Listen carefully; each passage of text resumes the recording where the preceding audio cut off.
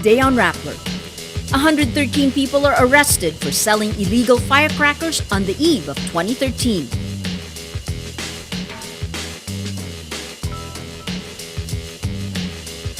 American Jesuit priest James Reuter, a media pioneer and teacher, dies at 96.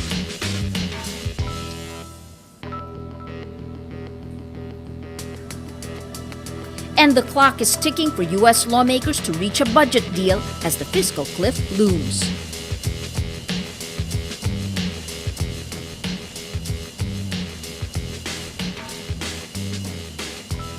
Hello, I'm Maria Ressa. Welcome to Rappler, your social news network. More than 100 people are arrested in Metro Manila for selling illegal firecrackers on the eve of 2013. On Monday, the National Capital Region Police Office says 113 people are arrested after 281 operations. At least 9 are arrested for indiscriminate firing. The NCRPO also confiscates truckloads of illegal firecrackers and closes down 6 stalls and 35 ambulant firecracker vendors. This comes after President Benigno Aquino calls government agencies to a meeting Sunday to get a report on the campaign against illegal firecrackers. Secretary to the Cabinet Jose Rene Almendra says eliminating illegal firecrackers is the top priority, adding that the government must put a stop to the manufacture, transport, and sale of the prohibited ones. Officials of the Health Department, the Philippine National Police, the Interior Department, and the Bureau of Fire Protection attend the meeting. The BFP also adds sky lanterns to potential fire hazards on New Year's Eve and cautions people against lighting them over densely populated areas. Government officials report more injuries from fireworks as emergency services brace for a night of merrymaking to usher in the new year. The Health Department says injuries linked to firecrackers rise to 186 since the Christmas weekend, including 33 with eye injuries and 6 victims who had limbs amputated. Health officials say casualties are expected to increase as the revelry peaks at midnight. The government reported 454 firecracker-related injuries as 2012 was welcomed in. Philippine National Police Chief Alan Purisima says they're closely watching the capital's slums because of the threat of fires. President Benigno Aquino's spokesman Ramon Carandang says on Twitter, New Year-related injuries will peak in the next 24 hours. Don't be a statistic. Party on, but do it safely. Father James Reuter of the Society of Jesus dies on Monday at Our Lady of Peace Hospital in Parañaque City. He was 96. Born in the United States on May 21, 1916, Reuter moved to the Philippines as a young Jesuit missionary in 1938. He was a pioneer in Philippine media after World War II, also instrumental in the formation of the Family Rosary Crusade, as well as Jesuit communications. He received the Ramon Magsaysay Award for Journalism in 1989, that's Asia's equivalent of the Nobel Prize, and was given the Outstanding Service Award by Pope John Paul II in 1981. Malacanang mourns the passing of Father Reuter, calling him, quote, a man of faith, good cheer, and eloquence. U.S. lawmakers returned to work on New Year's Eve in a final attempt to reach a deal before spending cuts and tax hikes go into effect on January 1. 2 days of talks failed to produce a deal between political leaders struggling for a compromise to avert the fiscal cliff. That refers to the economic effects of tax hikes, spending cuts, and a reduction in the U.S. budget deficit in 2013 if existing laws remain unchanged. President Barack Obama accuses Republicans of causing the mess. He says it was, quote, very hard for top Republican leaders to accept that taxes on the wealthiest Americans should go up a little bit as part of an overall deficit reduction package. But House Speaker John Boehner says higher taxes would kill jobs. He adds Republicans are seeking a, quote, balanced deficit deal. If leaders fail to reach a deal, Obama wants a vote on his fallback plan that would preserve lower tax rates for families earning less than $250,000 a year and extend unemployment insurance for 2 million people. Japan's new Prime Minister Shinzo Abe wants to build new nuclear reactors despite public opposition to atomic energy after the 2011 Fukushima disaster. In a television interview, Abe says the new reactors would be different from the ones at Fukushima, damaged by a strong tsunami on March 11, 2011. Abe says, "We will build them while earning the understanding of the public as to how different they are." The government expects to spend more than 30 years decommissioning the damaged reactors, which spewed out radioactive materials and forced thousands of people to evacuate. In the interview, Abe says only the Fukushima reactors are damaged, while other regional power plants remain intact. Japan suspended operations in all 50 reactors for inspections following the earthquake and tsunami. 2 are now fully operational. After a number of key acquisitions and business deals in 2011, businessman Manny Pangilinan says 2012 was not his best year. Catherine Visconti finds out why. As competitive challenges remain in this space, 2012 is a year of breakups and makeups for Manny Pangilinan, the head of the country's largest infrastructure group, leading telecommunications firm, top power retailer, and biggest gold producer. It's annus horribilis. He tells Rappler it's an annus horribilis, the Latin phrase for horrible year. Throughout the year, the tycoon tries to court the second largest TV network, GMA7. But GMA's boss plays hard to get.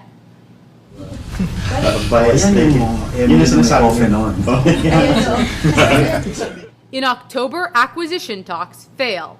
It's the third time the parties try to get into bed with each other.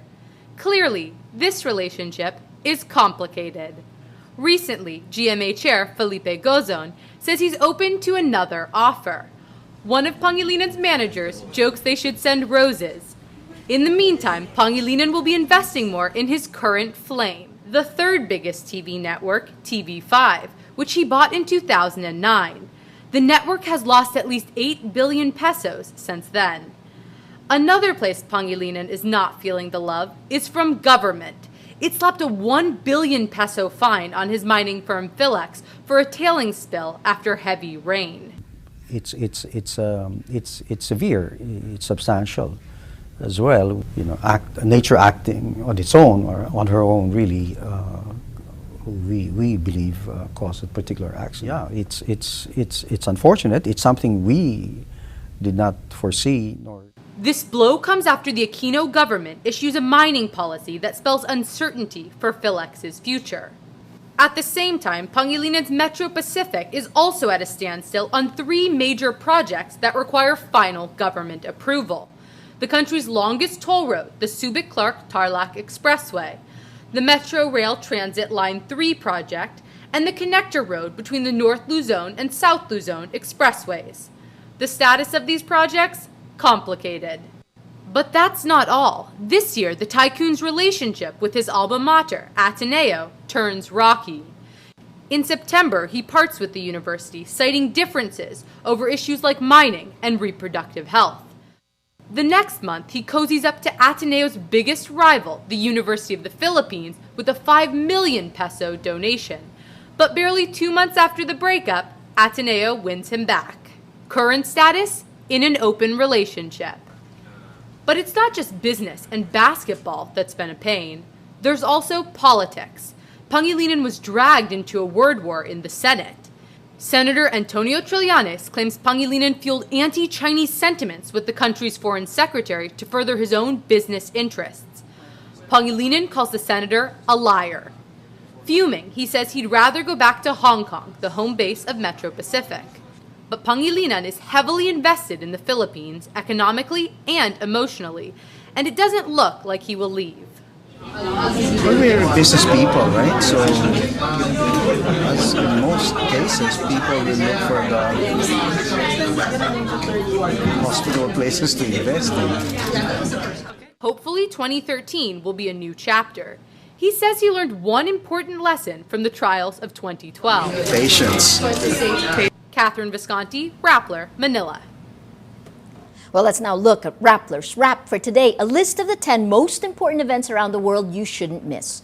At number 2, the Commission on Elections is considering delaying the 2013 elections in at least 6 areas still recovering from Typhoon Pablo. COMELEC Chair Sixto Brillantes welcomes the proposal of the National Disaster Risk Reduction and Management Council to delay the polls. He says the NDRRMC will need to submit a formal proposal to the poll body first. Compostela Valley, Davao Oriental, Misamis Oriental, Siquijor, Surigao del Sur, and Agusan del Sur have yet to recover from the devastation caused by Typhoon Pablo. The 6 areas have a combined voting population of 2.13 million, enough to affect the Senate vote. At number 5, the victim of a gang rape and murder in New Delhi, India, is cremated at a private ceremony on December 30th. The ceremony takes place just 4 hours after the victim's body is flown in from Singapore, where she received emergency medical treatment for her injuries. The unidentified 23-year-old medical student and her male friend were violently abused by 6 men on the night of December 16th. Her death galvanized India, with protests calling for an end to violence against women. Police have 6 suspects in custody who reportedly admit to the crime. At number 8, outgoing U.S. Secretary of State Hillary Clinton is hospitalized on December 30th after doctors discover a blood clot caused by a concussion earlier this month. Doctors say Clinton became severely dehydrated because of the effects of a stomach bug and fainted, suffering a concussion. She's not expected to return to work until mid-January. And at number 9, the impeachment trial of former Chief Justice Renato Corona is in the early part of the year sparked a lot of discussion both offline and online. Rappler publishes its analysis of about 143,000 tweets during the course of the 44th and last day of the trial. Using a graphic tweet mapping system, readers can see the online networks created at specific moments in time as people tweet and retweet other messages. Visualizing social networks is the first step to harnessing these networks for positive social change. For the full top 10, visit Rappler.com's The Wrap. Apple fans may have something to look forward to in 2013. 2 tech websites, PC Mag and The Next Web, report that Apple and Intel are teaming up to build a smartwatch. The Bluetooth-equipped watch will be able to connect with an Apple smartphone or tablet device, displaying a caller ID or text message. Several other tech companies are also in the running to create a full-featured smartwatch. Time will tell who will win the smartwatch race in 2013. Time will tell.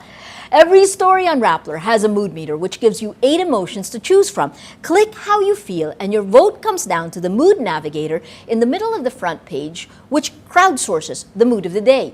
It also gives you the top 10 stories that received the most number of votes on their mood meter. It's been changing quickly over the weekend. The story that turned it first angry was the week after the Cebu events. Week after Cebu governor's suspension, charges chaos and cash. 100% angry, and that was followed shortly after by the gang rape on a bus that sickened India. 78% angry. Just yesterday, Rizal Day, the mood navigator turned inspired by stories like this, how Filipino became the national language, 50% inspired, 35% happy. And just today, earlier this afternoon, Father James Reuter dies at 96. It's the story that's gotten the most votes on the mood meter, 97% sad, contributing to the mood of the last day of 2012. Today, most people are sad. Well, that's Rappler's Newscast for today, Monday, December 31, 2012, the last day of the year. Visit Rappler.com and watch our newscast Monday to Friday. Tell us how you feel on our mood meter and help us crowdsource the mood of the day. I'm Maria Ressa. From all of us at Rappler, we hope you have a happy and a safe year ahead. As we say at Rappler, tomorrow begins today.